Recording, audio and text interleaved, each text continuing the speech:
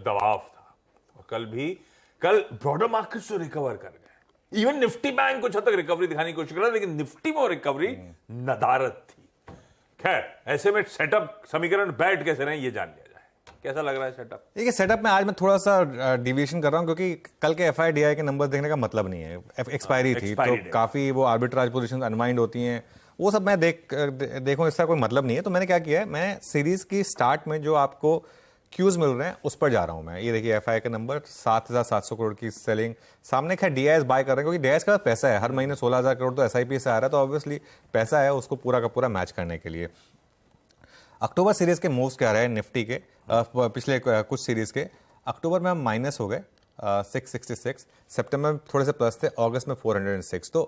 तो जो पिछले 4 सीरीज पॉजिटिव आई थी उसका थोड़ा सा अब इम्पैक्ट कम होने लगा है। उससे पहले जो हमने 4 लगातार बैक टू बैक पॉजिटिव देखी थी, जुलाई और जून में खास तौर से जो 700 पॉइंट की रैली हुई थी। लास्ट की 3 सीरीज, नवंबर की सीरीज कैसी रही, अब एक बार वो ले आइए। लास्ट वैसे 2018 के बाद पहली बार हम अक्टूबर में नेगेटिव रहे, तो इसके लिए नवंबर में भी, और जो आप बात सुबह भी कह रहे थे कि ये तो हमने अक्टूबर में भी कहा था कि पॉजिटिव होंगे, हम नहीं हुए ना। लेकिन नवंबर में 2-3 बार नवंबर काफ़ी अच्छे रहे, खासतौर से 2020 में हम 11% भागे थे, वो क्योंकि वो कोविड के तुरंत बाद की रैली थी इसके लिए। और 2021 में थोड़ा नेगेटिव था, लेकिन 2022 में बड़ा पॉजिटिव था, 4%। देखते हैं किस तरीके के रहते हैं। काफ़ी शॉर्ट रोल ओवर हुआ है मार्केट में शॉर्ट पोजीशन काफ़ी हैवी है। इनफैक्ट निफ्टी का रोल ओवर हुआ है 83%, जबकि एवरेज रहता है करीब करीब 79%। और अगर आप ओपन इंटरेस्ट देखें सीरीज के शुरू में, तो हम ऑलमोस्ट काफ़ी हाईएस्ट लेवल पर स्टार्ट कर रहे हैं। 1.1 करोड़ का ओपन इंटरेस्ट है इस समय। पिछले 2 सीरीज में ये कम था, और उससे पहले अगस्त में 1.17 करोड़ था। और उसके बाद आते हैं हम वापस उस नंबर पर। एफआईआई लॉन्ग पोजीशनिंग जो हम शुरू कर रहे हैं नवंबर में, 11% पे शुरू कर रहे हैं। 66, 59, 51, 31 और अब जाके 11%। मतलब आप अब 100% शॉर्ट, इंडिया में नेट 100% ज़्यादा जा नहीं सकते ना आप, उससे ज़्यादा क्या जाएंगे। तो 90% शॉर्ट आप आ चुके हैं, और एक बार फिर वो प्लेट वापस रख देते हैं जो हमने शुरू में डिस्कस की थी कि जब भी एफआईआईज इतनी शॉर्ट पोजीशनिंग पे आ जाते हैं, नॉर्मली मार्केट में बड़ी रैली होती है। और इस समय हम आ गए हैं करीब करीब 11% शॉर्ट पोजीशनिंग पे। 10%, 13%, 15%, जब भी हम इतने शॉर्ट हुए हैं मार्केट पर, बड़ी रैली आई है नॉर्मली। कारण कुछ भी रहा हो, अब इस बार क्या कारण होगा, अब हमको पहले से पता हो तो फिर ऑब्वियसली फिर तो इस शो का मतलब ही नहीं है। हमको पता नहीं कि कारण क्या होगा, लेकिन क्या कुछ ना कुछ कारण आएगा और मार्केट चलेगा, ये एक मुझे लग रहा है। और प्लस हम 200 मूविंग एवरेज के इतने करीब है, मुझे लग रहा है कि एक मार्केट में जोन है ये इस समय बाय करने का। देखिए, और अगर आप इन्वेस्टर हैं तो फिर तो बिल्कुल, फिर तो आपको थोड़ी हिम्मत दिखानी पड़ेगी मार्केट में। मैं खुद कह रहा हूँ कि मैं खुद निफ्टी का ETF आज ही लेने के मूड में हूँ। और मेरे ख्याल से तो ठीक है, अगर उसके बाद भी मार्केट गिर गया तो गिर गया, कोई प्रॉब्लम नहीं है। लेकिन व्यू अगर लॉन्ग टर्म का है तो लेवल्स अच्छे आ गए हैं मार्केट में। लंबी अवधि के लिए लेवल्स अच्छे हैं इस बाजार के, और शायद सारे समीकरण उस तरफ पॉइंट आउट कर रहे हैं कि एटलीस्ट इस समय एक रिलीफ स्क्रीन पे हो सकता है प्ले आउट हो।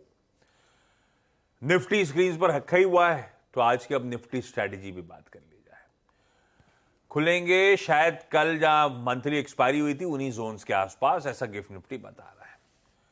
तो और एक्चुअली बहुत ओवरसोल्ड तो है, अब वो पर कहने वाली बात है, हो सकता है और स्ट्रेच करे। लेकिन आज जब रिलीफ प्ले आउट होनी है तो क्या लेवल्स वॉच आउट करूं, खुलने के बाद क्या देखूं, और मेरी स्ट्रैटेजी क्या होगी?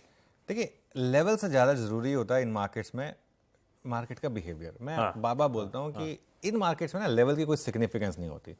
आप कह लें कि ये लेवल है या नहीं, उसका कोई सिग्निफिकेंस नहीं है। मार्केट का टेक्सचर क्या है, क्या सेलिंग आ रही है रैली पे, क्या लोअर लेवल पे बाइंग आ रही है या नहीं। लेकिन फिर भी क्योंकि लोग लेवल्स फॉलो करते हैं, इसके लिए मैं कुछ 2 लेवल्स बता देता हूँ। पहला है 18,700 जो कि पुट ऑप्शन का बेस है, और दूसरा है 18,607 200 डेज सिंपल मूविंग एवरेज। बस अब ये 2 लेवल हैं। अगेन मैं फिर कह रहा हूँ, लेवल की सिग्निफिकेंस मैं सिर्फ इसलिए बता रहा हूँ क्योंकि कई लोग लेवल के बिना काम करते नहीं, उनको लेवल ट्रैक करने ही करने हैं। इसके लिए नॉर्मली निफ्टी में first test of 200 day moving average successful होता है। अब यही बात हमने बैंक निफ्टी के लिए भी कही थी, लेकिन टिका नहीं बैंक निफ्टी। लेकिन निफ्टी क्योंकि बड़ा इंडेक्स है तो मेरे ख्याल से रिस्पेक्ट करेगा। ट्रेडर्स को लेकर मैं एक चीज़ बोलूँगा, आप प्लीज़ स्क्रीन को रिस्पेक्ट करें और बहुत ज़्यादा जल्दबाजी में कोई ट्रेड ना लें। ये ना हो कि आज बस एक गैप अप खुला तो बस हम तो लॉन्ग हो गए कि मार्केट तो बॉटम हो गया, मार्केट यहाँ से चलने वाला है। नहीं, थोड़ा सा केयरफुल रहें, पहला घंटा देख लें मार्केट कैसा बिहेव कर रहा है। और अगर आप लॉन्ग ले रहे हैं तो 18,600 का एक स्टॉप लॉस रखें। थोड़ा डीप है ऑब्वियसली, लेकिन वो रखना पड़ेगा मार्केट में इस समय। और एक चीज़ मैं बोल रहा हूँ, भले ही व्यू जो भी हो, अगर मार्केट आपको ये बता रहा है कि सेल ऑन रैली में पैसा बन रहा है और आज भी अगर रिवर्सल आने शुरू हुए मार्केट में तो सेलिंग भी करें इंट्राडे में। इंट्राडे में सेलिंग करने में कोई दिक्कत भी नहीं है। आप और अगर आप सेल ट्रेड ले रहे हैं तो फर्स्ट आवर हाई या डे हाई जो भी है उसका एक स्टॉप लॉस लगाएं। बेसिकली ट्रेडर्स को हमेशा स्क्रीन को रिस्पेक्ट करना चाहिए और किसी की नहीं सुननी चाहिए। स्क्रीन को रिस्पेक्ट करके अपने हिसाब से रिस्क रिवॉर्ड को मानकर एक ट्रेड लें। ओवरसोल्ड है तो ओवरसोल्ड ज्यादा तो निफ्टी बैंक है। मेरे ख्याल से कल परसों ही 200 डीएमए के नीचे चला गया था, उसके नीचे और स्ट्रेच होता चले जा रहा है। क्या करें इस पॉकेट में? देखिए निफ्टी बैंक में अगेन मैं फिर बोल रहा हूँ, बहुत बुरी सीन है इस समय निफ्टी बैंक में, चल ही नहीं रहा। और एचडीएफसी बैंक जिस तरीके से कोलैप्स हुआ है ना, बहुत खराब है वो। और बैंक निफ्टी में अब 2 सपोर्ट है। अच्छा मुझे याद है कल परसों जब हम डिस्कस कर रहे थे कि अब अगला सपोर्ट सीधा वो एक बार अगर 43,200 ब्रेक हो गया, वो 200 डिम हो गया, सीधा 41,500 पर आएगा, 41,800 पर आएगा, तो बहुत लोगों को लगा था कि इतना नीचे कैसे बोल सकते हैं हम। कल गिर गए हम ऑलमोस्ट 42,100 तक।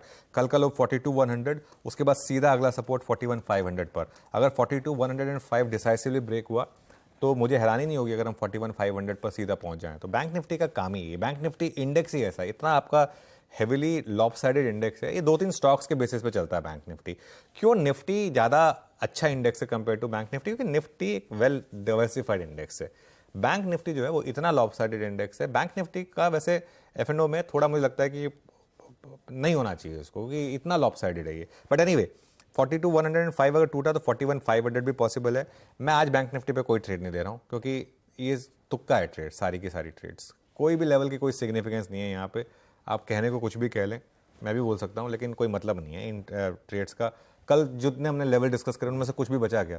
पहला सपोर्ट, दूसरा सपोर्ट, पहला रेजिस्टेंस, कल कोई भी लेवल बचा मार्केट में? कोई लेवल नहीं बचा ना। तो ये मार्केट इसमें कोई मतलब नहीं है। स्क्रीन देखें, ऑब्जर्व करें, स्टेबिलिटी आने दें। और स्टेबिलिटी आने दें, मैं तो कह रहा हूँ आप 43,200 तक बैंक निफ्टी से बचें। 43,200 एक बार क्रॉस होने दें डिसाइसिवली, 200 डे मूविंग एवरेज जो है उसको क्रॉस होने दें, उसके बाद ही एक व्यू लें यहाँ पर। लेवल बचने से ज्यादा है, बस एक ही लेवल ध्यान में था मेरे, तो 18,600 की सैंक्टिटी मेंटेन होनी चाहिए।